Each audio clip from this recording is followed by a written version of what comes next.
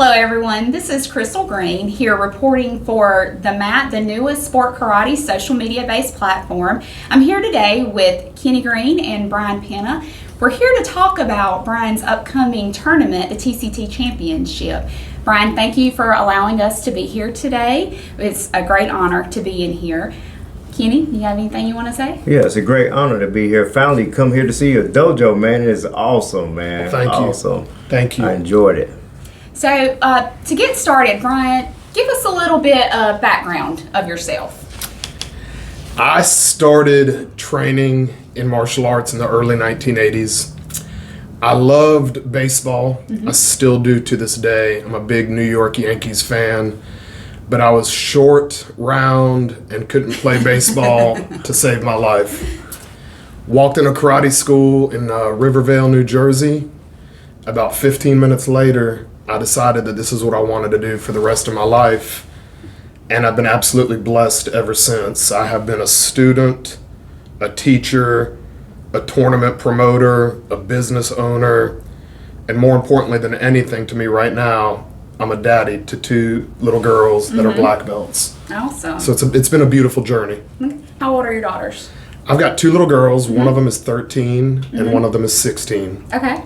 Wow. So you about have adults. Oh, absolutely. Coming up. Teenagers. They started karate when they were 3, and I dare say if it wasn't for karate, I don't know what path they'd be on, but they are so wonderful. They make straight A's in school. They teach karate. They're morally sound. Again, I'm very blessed. Awesome. Are you married, Brian? I am married. Okay. Been married for 20 years. We just celebrated our wedding anniversary just a couple days Congratulations. ago. Happy Thank you.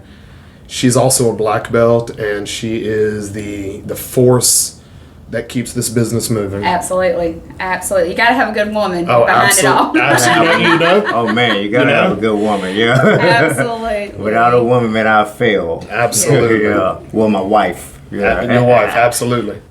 Absolutely. Brian, as a whole, what would you say, you gave us a little brief description of your, when you started karate, what's your biggest takeaway from karate in general over your life? That's a great question. I think the more that I age and the more that I evolve, that answer probably changes. I've been through so many different phases in my life. Back in the 90s, I wanted to be a world champion. I wanted to be the best that there possibly was, in the traditional karate world. Into the 2000s, I think my goals kind of changed a little bit, and I wanted to build my business. I wanted to have a sustainable business. But now, without a shadow of a doubt, the biggest takeaway that I've had and that I credit martial arts with is building family. We're building not only my personal family, not my blood, but also you guys, the relationships that we forge.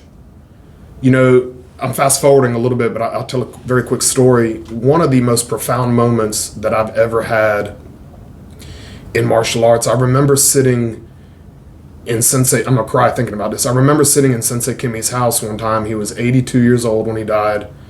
He was probably about 80. He had just had a stroke, and he was crying on his couch. And this man was John Wayne to me. He was the rough and toughest karate guy that ever walked the face of the earth. And he was crying, and he said, "Brian, my body cannot do what it once was able to do." And the fact, I think, that Father Time is going to catch up to every single one of us. The kicking and the punching is important, but the relationships and what we're able to offer others, that's where the magic is. Absolutely. And it took me a while to get that. Kenny may remember, I was not the easiest guy to get along with in the 90s. I was an arrogant cuss that all I cared about was winning first place and having the best this or that or the other. But the reality of it is, I think that's my biggest takeaway, is family, relationships, and building a sustainable vision that we can all be a part of throughout the different seasons of our life. Right. That's when everything's Well gone. said. Family is what you have left. Absolutely. Yeah, absolutely. Well Very said. well said. So, Brian, to talk a little bit more, so you are the founder of the TCT circuit? I'm the co-founder. Co-founder, okay. Co-founder. Okay, so what does TCT stand for? A little bit of history on that. Corky Sykes and I came together many years ago, and we had a vision of wanting to create something that would stand the test of time, something that listened to the competitors, because we were competitors ourselves for many, many years. We put our heads together. We co-founded the TCT. TCT stands for the Competitors Tour. No matter what direction life takes us, Corky and I will always be brothers, and we will always be founders of this vision, of this movement, of what is possible. Gotcha. So it was originally created by you and Corky. By Corky and I together, Correct. absolutely. Okay. So now, are you still both considered co-founders? Absolutely. Is that where y'all are at with that? Okay. Every certificate that we sign, we're getting ready to present black belt rank to a couple people, 2 or 3 people. At the banquet, his signature and my signature will be at the bottom of every certificate. Absolutely. Okay. Absolutely. Wonderful.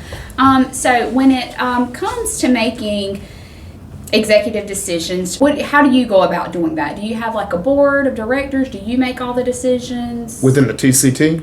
Yeah, within TCT. Within the TCT, so I am the executive director of the TCT. Okay. We also have a board, we have a director, we have an arbitrator. 99.9% of everything major that we decide goes through the board. Okay. We have different councils. We have a coaches council, we have a judges council. For example, one of the big things that I am working towards as soon as the event is over this year is meeting with our judges council, which is chaired by Jerome Magic Johnson and Doug Armstrong up in North Carolina. We're wanting to revisit some of the rules that we have. Okay. Rules, I think, and one of my biggest loves, I guess you could say, of the NBL from days gone by, I love rules. I think rules give everybody a uniform playing surface. Whether you agree or whether you disagree, you always know what you're walking into. And that's one of the things that I loved about the NBL. But to take it a step further, I also know that rules are living, and as our sport evolves, it's important that we're able to evolve with the sport. Correct, yeah. So those decisions, not only do I not make them, I don't want to make them. Right. It's important to me that we listen to people. Magic has been in this sport as long as I've been alive, so he's got the experience. Doug has got passion for the sport oozing out of every pore of his body. So if we can listen to them, and then we're bringing in some of the different stakeholders, some of the different school owners, the team owners. And again, just like anything else, it's going to be nearly impossible, I think, to appease every single person. Right. But we're going into it with an open mind. So to answer your question, who makes the decisions, who makes the calls? At the end of the day, I guess the buck does stop with me. But I will tell you 100% that there is a whole village of people that come together to facilitate the growth of this organization. Gotcha. Once you have a team like that, Absolutely. it runs smoothly. One man job, it'll fail. So it's good to have a team. Yeah, you also have opinions. Everybody's different, and although it might not be your opinion, once you hear it, it may make sense. I think that's the difficult thing, and I want to be clear about that. One of my dear friends is the chief of police here in town. He calls a lot of those people, he calls them idea fairies. Everybody's got an idea.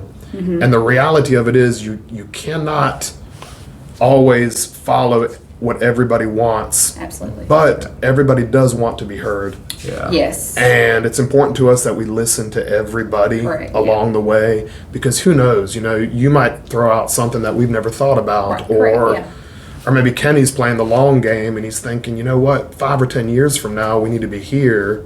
Why don't we start now doing this, this, and that? So again, it's important to listen to everybody, and I think, I pray that we have a proven track record and that we continue to have a proven track record of listening to others as we grow. Okay, good. So y'all retired TCT a few years ago? We started TCT initially, and then the big C word came, COVID came. Yes, that's where I was getting with that. I thought that's where we were going. And I don't even know where to begin to talk about that. We were blessed in this dojo. We never closed a single day. I think we have a great governor in the state of South Carolina, Governor McMaster wanted to keep people working, wanted to keep people doing. But we also had to take note of there was a legitimate pandemic. People were ill, people were getting sick, people were hurting. So for the most part, tournaments kind of came to a screeching halt during that time. And it was a difficult decision for all of us, but I think it was the right decision to make. Gotcha. And I will stand by that all day long. I think that was the right decision to make. So how do you feel the state of sport karate is now post-COVID? Here we are a little over 2 years later. I think COVID, I love these questions. They make me think. I think COVID was a beautiful blessing in disguise in as much as sport martial arts. It gave a reset to a lot of people and to how they think about sport martial arts. Everybody's got an opinion. Everybody wants to be a part of the game in some way, and everybody's got their own journey. I talk about that a lot. At a martial arts event, at a tournament, we see the judges.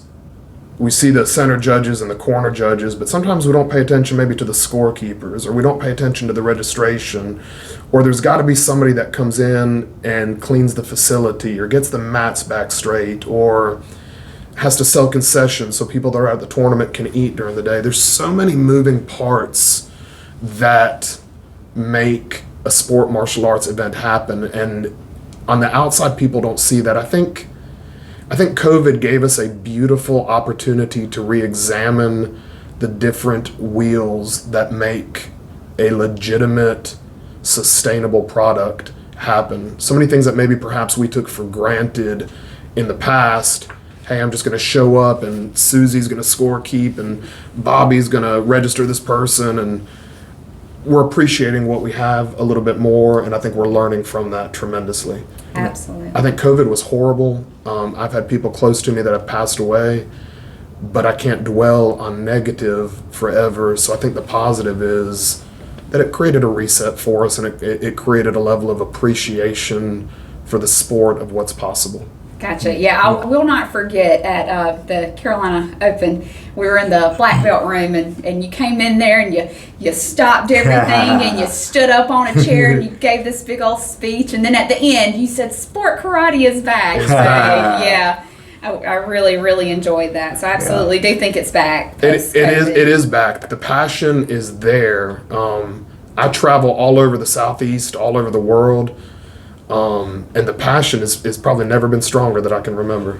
Never. Yeah. Whether you're a forms competitor, a weapons competitor, a fighter, whatever your reason for showing up, the passion is there. We are back. Gotcha. So you also have TCT Championship.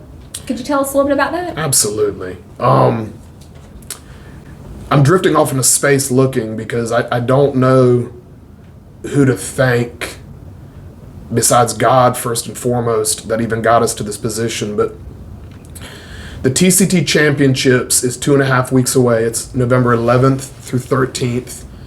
It's a 2.5 day event.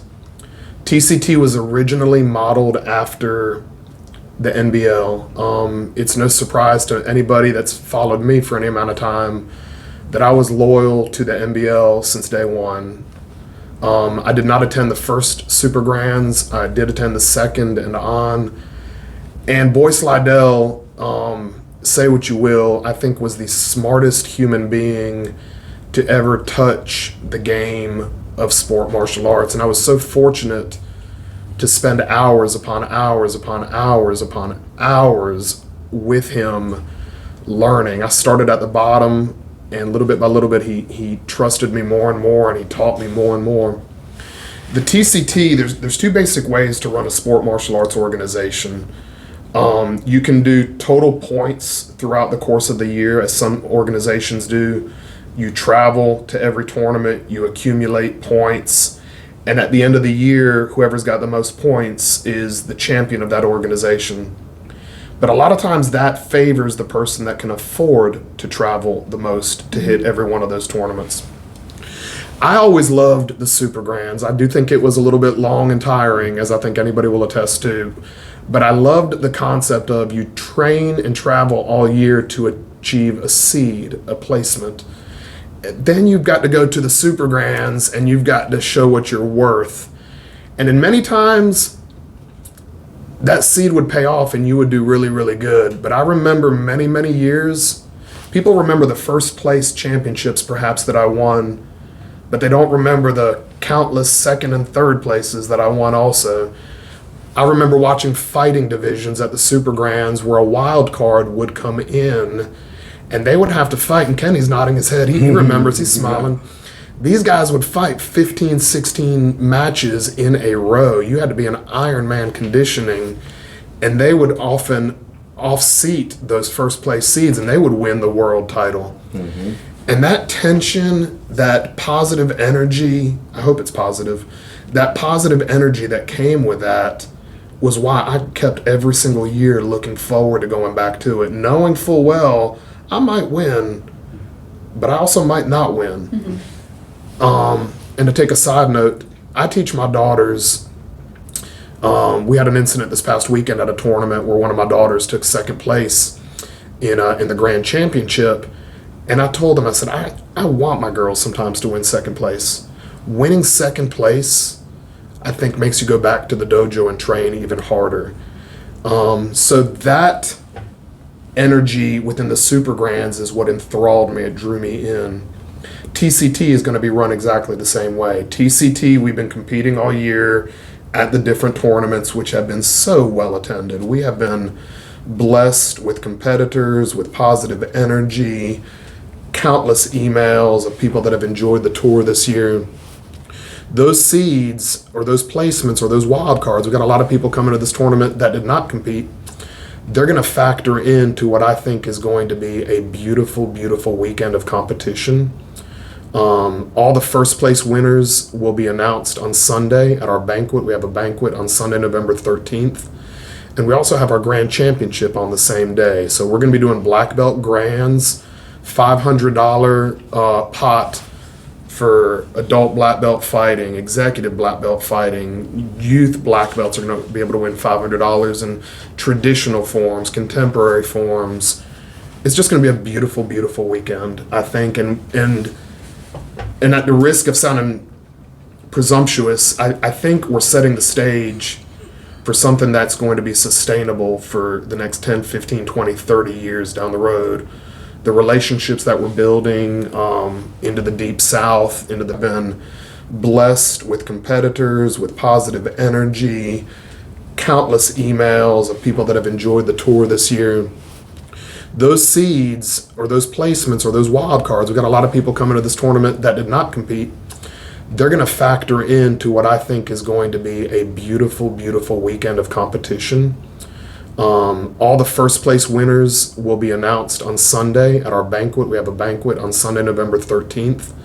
And we also have our Grand Championship on the same day. So we're going to be doing black belt grands, $500 pot for adult black belt fighting, executive black belt fighting. Youth black belts are going to be able to win $500 in traditional forms, contemporary forms. It's just going to be a beautiful, beautiful weekend, I think. And at the risk of sounding presumptuous, I think we're setting the stage for something that's going to be sustainable for the next 10, 15, 20, 30 years down the road. The relationships that we're building into the Deep South, into the Mid-Atlantic, it's going to continue to grow, and it's a beautiful thing. That's awesome. I can't wait to be there. I can't wait for you to be see there. Those great competitors, man, competing forms and fighting. Man, that's going to be awesome. The pressure is going to be on. The pressure is going to be on, and I speak from experience. There's many of them that I walked out of there with a second or third place. I did not win first. But that creates champions. You know, the stress and the struggle, that's how you create diamonds. And that's what we want to do, is we want to create diamonds. Yeah. Absolutely. I hope you've got your staff hydrating now so they can be prepared for those 3 days. Matt, may I say something about that? Absolutely. We have, so this is not my tournament. This is the tournament for the organization. This is for the TCT. And we've got scorekeepers and security and different people from all over the region that are coming in and helping. And we've trained through Uventex, the scorekeepers. it's commonplace to use the term, but it really is the truth. It takes a village, and we have a village, and I'm so blessed and fortunate to have the people surrounding us that are going to be a part of this. Absolutely. You won't see me too much. You'll see a little bit of everybody. Everybody's got a part that they're going to play in making this happen. Okay. So can you tell all of our viewers where they can register? Promote it. Registration for the TCT Championships is currently going on through Uventex. I am tickled silly. We have already exceeded our expectations with pre-registration. There's going to be a solid crew of people attending. Now, something a little bit different that I do want everybody to know, and we need to perhaps maybe continue doing a good job of communicating. The actual registration for the tournament is going to close on Monday, November 8th. On the following day, we're going to post all of the brackets, all of the orders for every division, so you'll know who you're fighting. You'll know how many people you're going to fighting. In fighting, it's double eliminations. You'll be able to prepare. If you got to fight a guy that's a kicker, you'll be able to work on that. If you got to fight a guy that's a puncher, you can work on that. So registration will close on Monday, November the 8th. Then we're going to create the brackets. We will reopen registration that weekend. So people that have not registered or people that have not followed the TCT that want to be a part of this journey, or they want to be winning one of those grand championships that we're offering, they can come register also. They just won't have as much preferred placement in the order of the lineup. And we're expecting a big crowd from that as well. On the double elimination, right? So they win their division, right? Get double. Let's say they win the division out and they don't lose a match. That carries on to the grand. That carries on to the grand championships. Okay, good. So you have to beat them twice in order to take that pot, that $500 pot. And the $500 sounds like a lot, and it is a lot. We've got sponsors looking at us for the future. I'm hoping for every one of those in the coming years, we're going to raise them up to $1,000 a pop, or I can't wait to the year to we're giving away $20,000 cash, because this is the competitors tour. Sure, it takes money to run an event. There's so many hidden things that people don't see, but we want to make sure that we are rewarding the competitors the best of the best, and putting smiles on people's faces. I think that there's so much craziness going on in the world, regardless of your political or religious ideology. To see people come together and smile and enjoy, that's my payment. It's going to be a beautiful weekend. Wow, $20,000 pot. Could you imagine? Not this year. I know, but we're going to get the boys ready. No, but you give me that. And then we're also doing belts. So for black belts, we have the gold embroidered TCT Championship belt for all first place black belt winners throughout the weekend. We have gray championship belts for all of the underbelts that they can probably wear. They're not a belt color like white, yellow, or orange. So regardless of what underbelt color, they'll have that. But then we have, I think, 10 prestigious TCT blue embroidered grand champion belts that they'll be able to wear. So if you win 18 plus fighting grand, we're going to present you with one of these that you can proudly wear throughout the course of the season. Can I say, as a mom, I really appreciate that, because that's a lot easier to pack up on the way home versus these very, very large trophies. So it fits in the bag a little bit easier. So and the pride that these kids are going to have, that these competitors are going to have, I can't wait to see it. That to me is, I've evolved from the brash young competitor in the 90s to being a daddy now, and I cannot wait to see the smiles on people's faces when they get what they're getting. Absolutely. Yeah. Kenny, do you have anything else you'd like to add? Oh no, man! I'm trying to figure out how I'm gonna win this $20,000. Whenever we get there, yeah, I'm trying to win that, man. Gonna pull you out of retirement? Oh yeah, he's gonna pull me out of retirement. Well, Brian, thank you so much for inviting us here to Columbia, to the dojo, to have us in. We love it. We love your facility. You've done a wonderful job. Thank you so much. Hopefully you'll have us come back again. I'd be honored. I was honored to walk through here with you guys, tour you. I remember coming to y'all's tournament back in the 90s was one of my favorite tournaments to compete. I got that tournament flyer, and I'm sitting here trying to figure out what division can I compete in, where am I going to do, how am I going to do. And I was blessed to do really well for several years that I went there. So I'm very loyal to the Green family, and I appreciate you guys. All right, Thank you. appreciate you too, man. Thank you so much. And this is Crystal Green with the MAT, the newest sport karate social media platform. Signing off.